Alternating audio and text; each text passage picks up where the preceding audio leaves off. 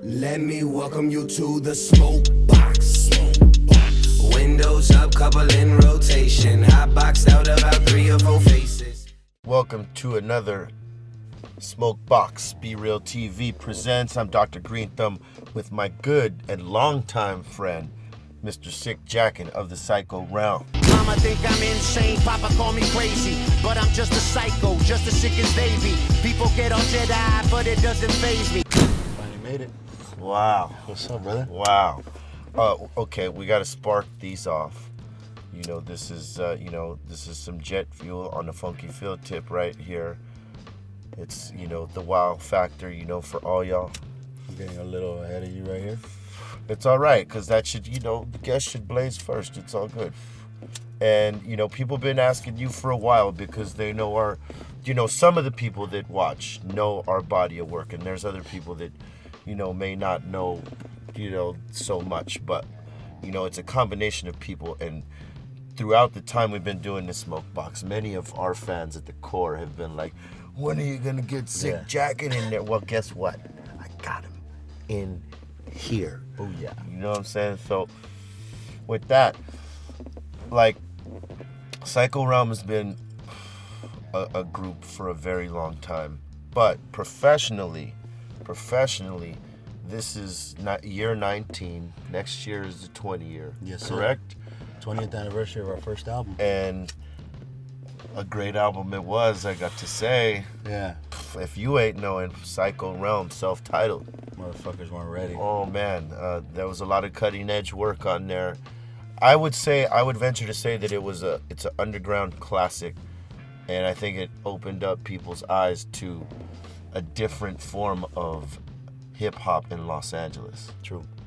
I think we came and approached it at a different angle than everybody was doing it, and I think it worked. Yeah. You know what I'm saying? There's things that we were doing back then that nobody was even thinking about doing. Yeah.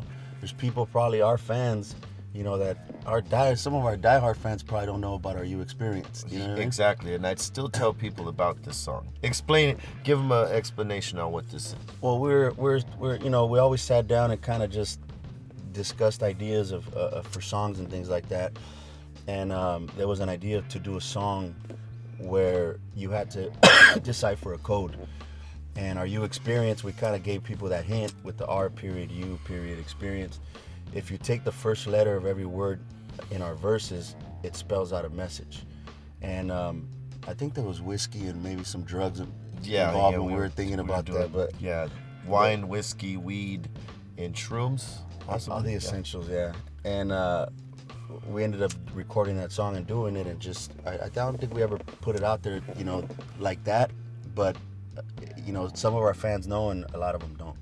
So now you know. Go check it out. Yeah, you could highlight the first letter of every word in our verses, and it'll spell a little slick message for you. Yeah. And what's crazy is that we said a lot of shit ahead of time on that album. It was crazy. A lot of stuff happened after this album. Yeah. Songs like Premonitions and like a lot of that stuff. Yeah. It's crazy. Because I know you read a lot of crazy shit. Yeah. I think it was just more because, we were, when you're in the streets, when all that stuff is going on, the whole Rampart scandal, we were there. Yeah. So we were talking about it before it hit the media. Yeah. You know what I'm saying? So it kind of looks like you're predicting something, but it was already happening. It was already happening. Yeah. Now you're able to see it. The shit with Premonitions, though, the whole 2001 thing that you laid on there was kind of crazy. Kind of crazy. Yeah, it was a little bit crazy. You were part of the psychic realm. We were, it was the psycho and psychic realm. Yeah, that shit was a trip, man. But it's a good album, man. I love that shit. But 19 years later, you were able to do, in between all that stuff, because what happened with Big Duke, and it changed the face of what you were doing, and I got to give you props for the ability to carry on past that and still hold up the name.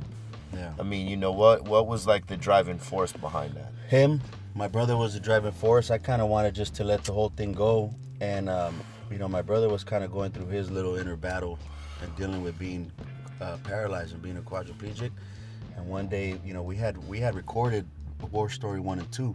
Right. Right before he got shot. We were actually still recording it around that time when he got shot. So he was like, you know, what the fuck are you doing? We have an album or two with work. Like, don't let this shit die out, you know? So he was kind of the one that was pushing me and all that shit. And I did it, man. But, you know, you got to remember, I didn't even want to rap. I just wanted to produce. You wanted to produce, He was my front man, you know what I'm saying? So it was like, for me to kind of now be the front man of something, it's like I kind of lost that luxury, and I kind of had to work on that, you know? So I kind of stopped producing and making beats and focused more on my lyrical ability, lyrics, my delivery and all that shit, you know? So I think that got a lot better. Now, you know, I'm putting the two together, you know what I'm saying? Like everything that I've been learning and doing on the production side now with everything that I've been doing on the vocal side, and this is my first solo joint, you know what I mean? I put everything together, you know? All self. Exactly. Now, see, because that's the crazy shit, because you started off as a writer, and you were rapping first and all that stuff, and that was the beginning of the Psycho Realm, in the beginning with Rich and with Jojo and Duke, with Jojo, Duke. Yeah.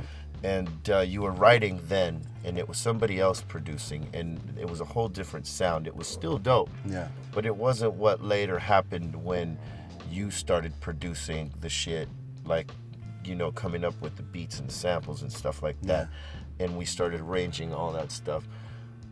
But it was like it fit for what we were doing, for what you were doing, for what it become later, because it seemed like, you know, you had the grasp of a sound that you wanted. Yeah. And I think that's when we got our sound, you know what I'm saying? Yeah. Is when I started producing, and we went in there and started using, you know, the tracks that I was bringing to the table, and we started kind of, you know, Bobo was adding this thing, you know, we started adding the keys. It just, I think we started developing a new sound for what was supposed to be our shit, you know? Right.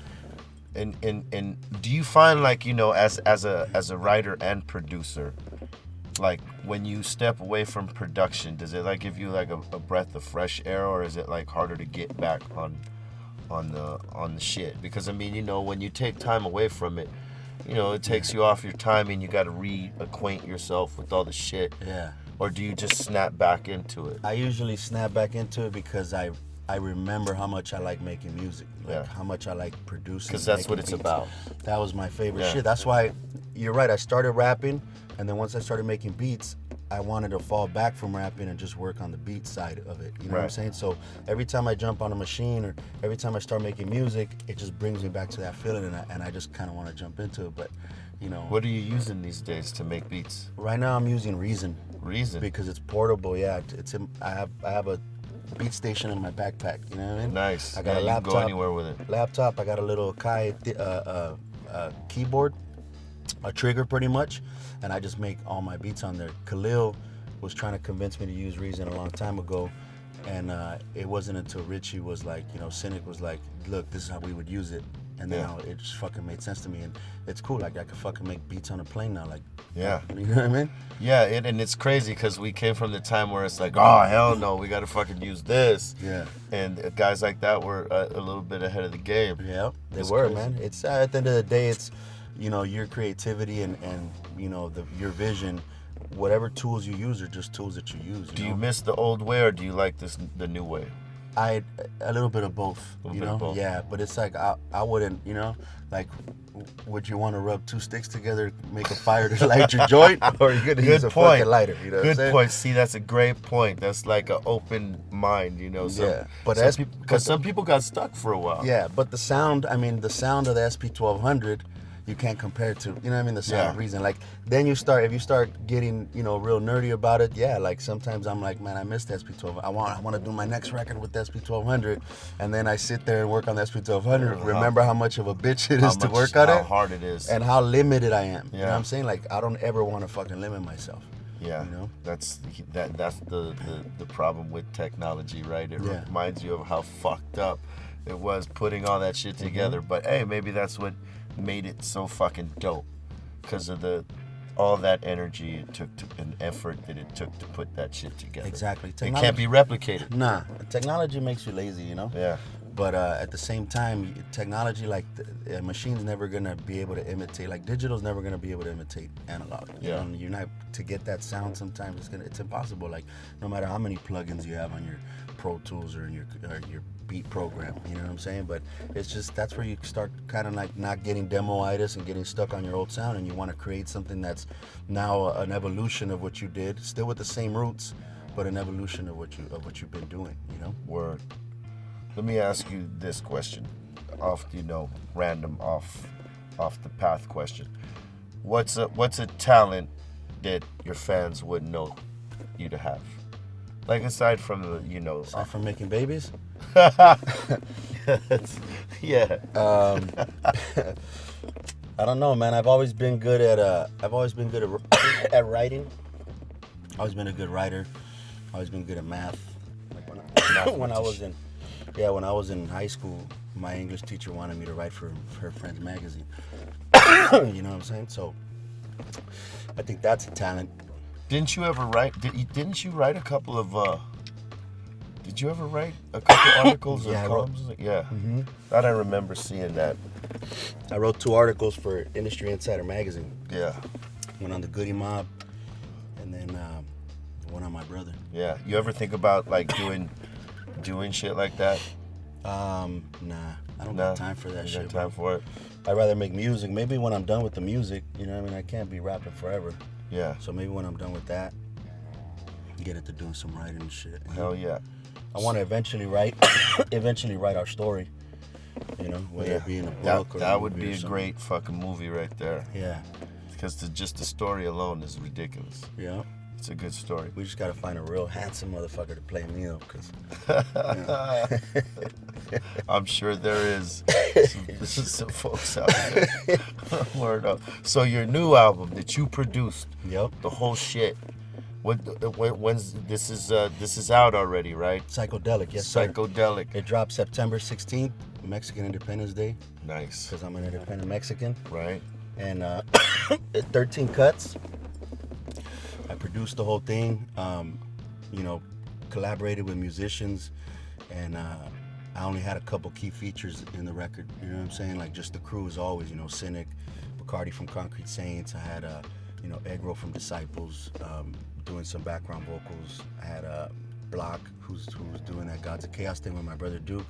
I just kind of involved the crew just in the tradition of Psycho Rome records. Right. You know how we never like features and shit.